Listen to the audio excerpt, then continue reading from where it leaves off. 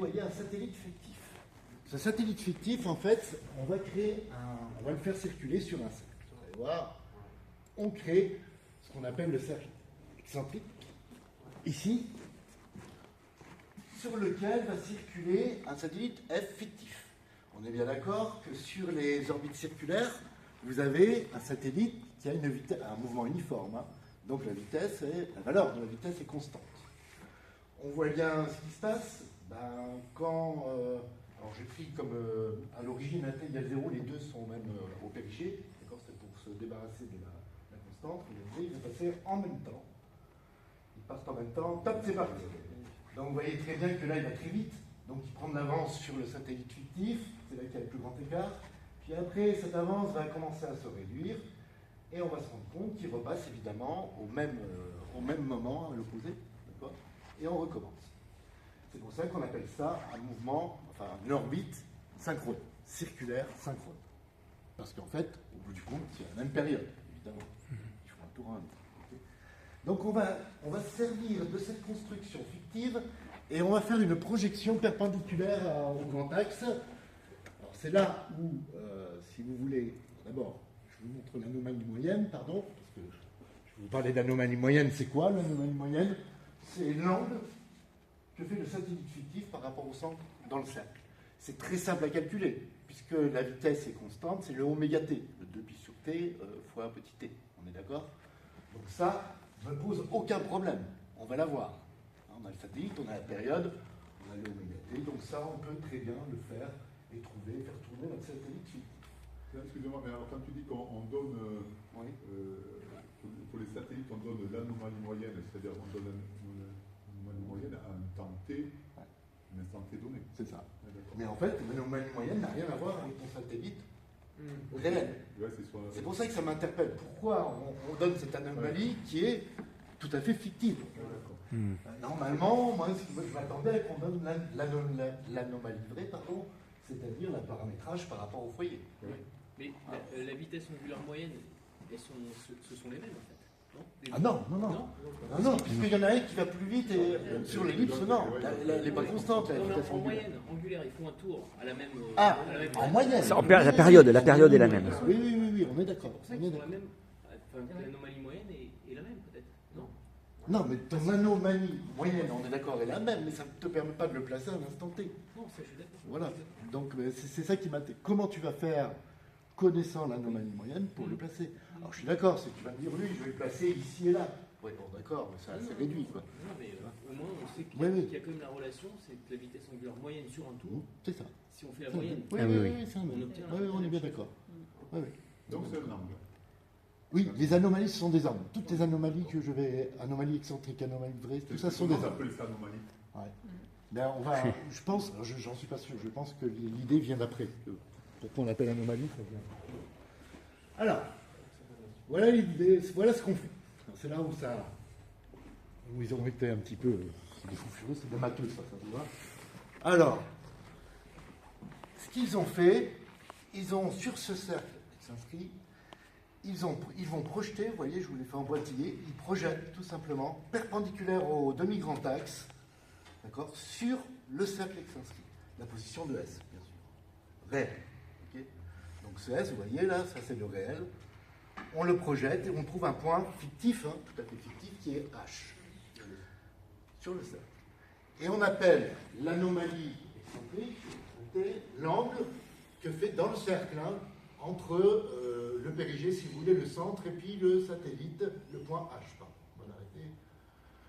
Je vais me mettre dans l'autre sens, ce sera plus simple à expliquer après.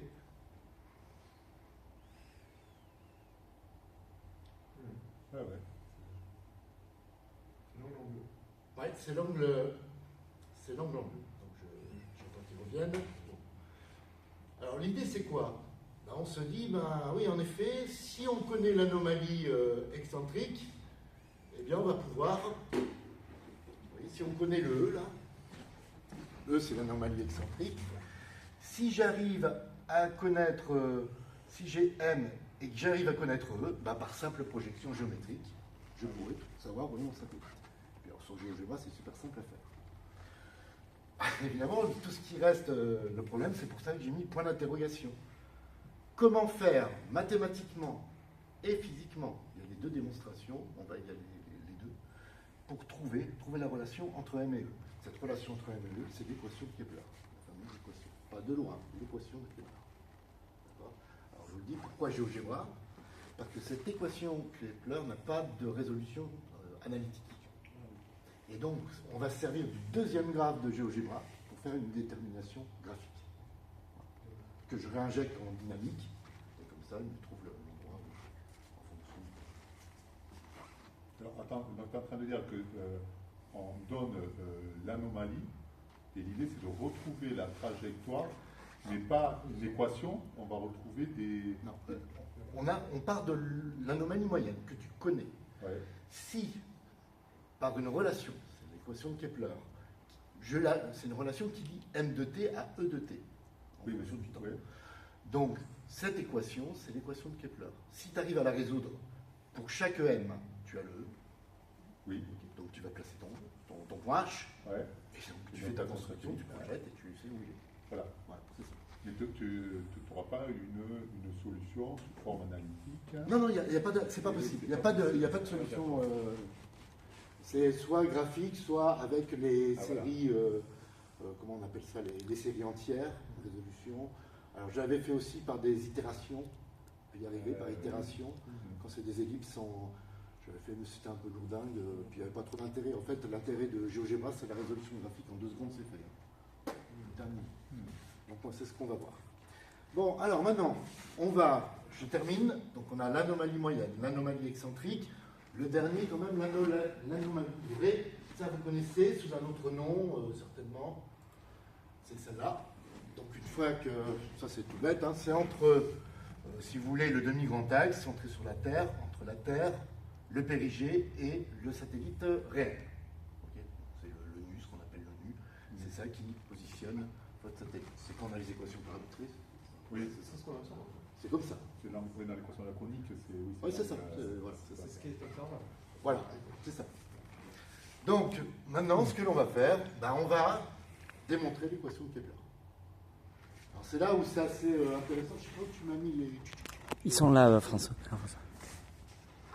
Alors, il y a 2 points de vue. Vous avez le point de vue ici, donc le but, c'est d'aller... On sait que l'air balayé, vous voyez là, l'air balayé par ça, là. Ici, là, hop. C'est là, ça on connaît, on est d'accord, la deuxième loi de Kepler est proportionnelle à la durée de balayage. Ok. Donc on sait que ici, donc ça c'est la démonstration, je mets PC, non, pas besoin de mettre le C, fini. D'accord. Que la physique, d'accord. Donc le physicien, qu'est-ce qu'il dit? Il dit que l'air balayé est proportionnel, d'accord, donc proportionnel au temps. Normalement, T moins T0, mais pour simplifier, on dit qu'à T égale 0, c'est au périgée. Voilà. On détermine le cas en disant que quand il va faire un tour, c'est-à-dire K fois la période, il aura balayé l'ellipse, l'aire de l'ellipse en entier, donc pi AB. D'accord? Ça me permet de trouver le K. Donc le K, pi AB sur mon T. Et donc j'ai mon R pour les physiciens qui se calculent comme ça. K. Hop. Pi AB sur T fois T. Bon, terminé. Ça c'est passé. Maintenant, le matheux, il fait quoi? Alors, le matheux, il est un peu plus tordu. Et il va essayer de se débrouiller comme il veut. Alors l'idée, c'est ça qui est génial, c'est qu'en fait, il va se servir évidemment du cercle créé. Et il va essayer de travailler sur les secteurs angulaires dans le cercle, parce que ça, il connaît bien. Alors, ce qu'il va essayer de faire, la première chose qu'on va essayer de calculer, c'est pas l'air pour l'instant. Le but, c'est de calculer cette aire, la même, évidemment. Mais au début, c'est ça tout le truc, on va calculer, non pas, je décale un peu parce que là, c'est trop pris, on a l'impression que c'est la même, je vais la décaler un peu. Ouais. Ça me fait vraiment penser à ce que tu as fait, François, l'an dernier. Donc, on est d'accord, ce qu'on a calculé, c'est ça, cette aire-là. Et lui, le matheux, va calculer d'abord ceci. C'est comme ça, en gros, suivre. Hop, cette aire-là. Celle-ci. D'accord? Alors, comment on va faire ça? Regardez. Oui, tu vas faire une soustraction On va là. soustraire simplement 2 aires. Vous l'avez ici, le calcul des aires. Je ne sais pas si vous voyez. Oui. On va dire que ce que je cherche, c'est l'aire de ce secteur angulaire. C'est un cercle, on va pouvoir le faire. Moins. Un triangle. Ok. Et j'aurai ceci. Donc on y va, on calcule. C'est pas le A, hein, je vais l'appeler 1. Pas tout à fait le même encore. Alors on y va. On commence par le grand, le secteur angulaire. Bon, ça c'est A. D'accord. 1 demi de A carré fois E. C'est bon. Oui. Regarde un secteur circulaire. Ouais. C'est bon, on est bon, je redemande. Bon, il n'y a que M. Président. C'est long. Oui, là on est en radian. Oui. Oui, ben là, oui. Oui. Mais, oui, mais tu sais, tu le fais, eux, ils le font. Il faut comme ça, quoi. Puis, c'est ça, hein.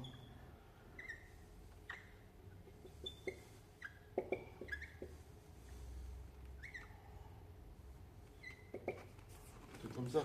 Le rapport entre le disque et le cercle, c'est le même que le rapport entre l'aire que l'on cherche sur Et l'arc. le A alpha.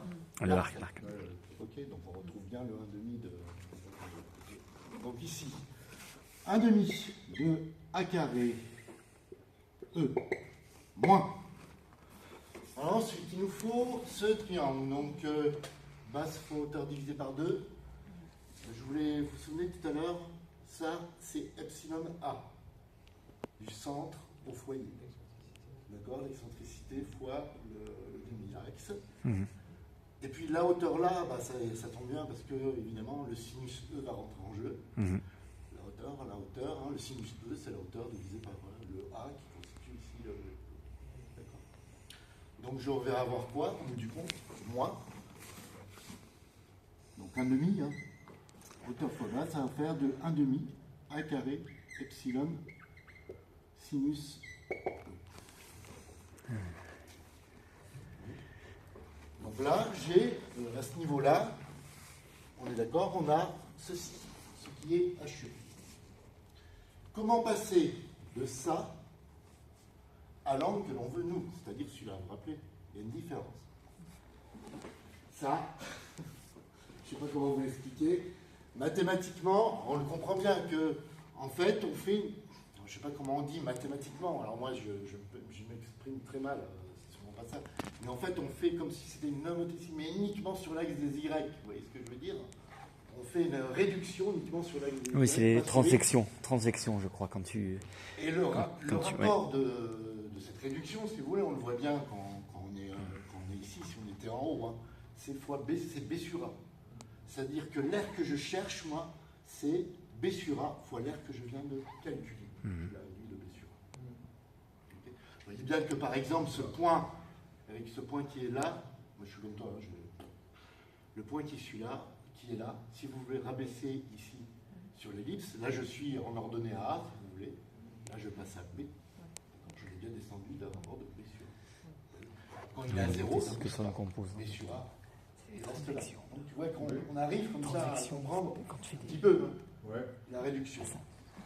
Donc en fait, ici, au bout du compte, on va voir ça. Donc j'ai déjà fait ça, on est d'accord. 1,5 de A Tu fais un carré. coefficient d'homothétie, mais que sur une composante. 1,5 de A carré, ça fait quoi? Epsilon sinus. Ok. Donc maintenant, moi, je le réduis de B sur A, donc ça va faire AB, E moins epsilon, si je ne me plante pas, hein, vous me le dites. Hein. Sinus. Ok. C'est bon? Là, c'est bien l'air, la même que celle-là. Donc je vais diviser les deux, donc j'ai IAB, d'accord, T sur grand T égale moins demi de AB, hop, voilà. Et là, vous voyez que évidemment ça va se simplifier terriblement. Donc AB dégage, hop, ici ça me fait le 2, je fais passer donc un 2pi sur T fois T, qui est égal E moins epsilon sinus E. Ok? Et ça, c'est quoi? C'est l'oméga, la vitesse angulaire. Et l'oméga t, c'est quoi? C'est le m. Ah oui. Moins l'anomalie moyenne. Donc au bout du compte, je trouve que m égale E moins Epsilon, si. Et c'est ça qu'on appelle l'équation de Kepler. Et c'est évidemment, de manière analytique, on ne peut pas. On peut pas. M égale E moins epsilon. Sinus E. C'est homogène, ça? Un angle. Ah ouais, alors oui, c'est Eh oui. un angle, ouais. Parce que, Ton excentricité, c'est sans unité. Donc, oui, donc tu as un sinus en radian, sinus en radian, tu as en radian. oui, donc oui. Voilà. Donc pour résoudre ça, comment on va faire?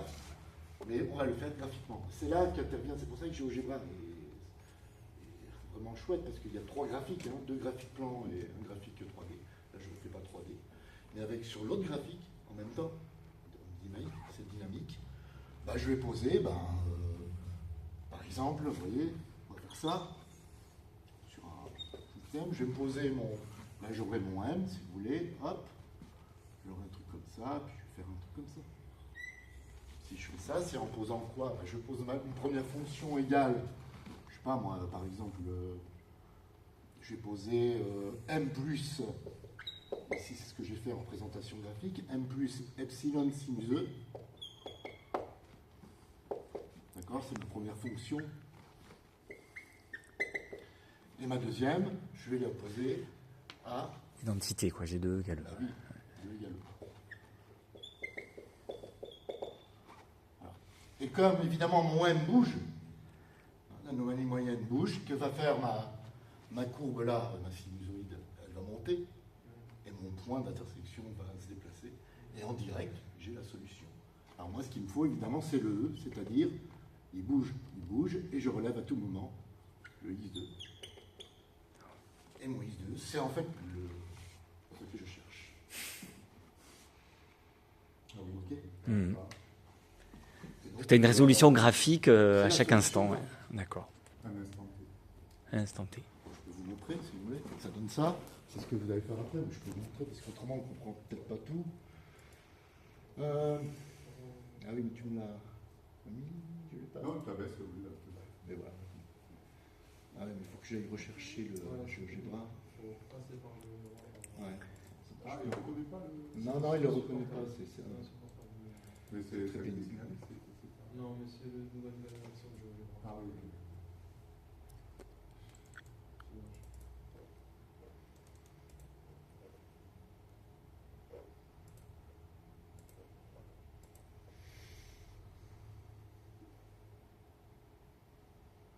Alors, la résolution, est-ce que je vous montre ça? Je pense que j'ai tout là, si je fais ça. Ouais. Donc voilà. Elle est là, ma résolution. Ok. Donc en fait, à droite, la résolution de l'équation de Kepler.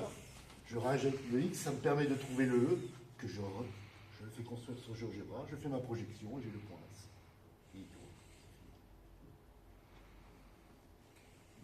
Magnifique. C'est joli, hein, l'équation. Il n'y a plus qu'à. Oui. Soit bien d'accord, le XE sur le graphique de droite, tu le retrouves où sur le graphique de gauche? Alors en fait, c'est parce qu'il faut bien comprendre, là tu as M en ordonnée et E.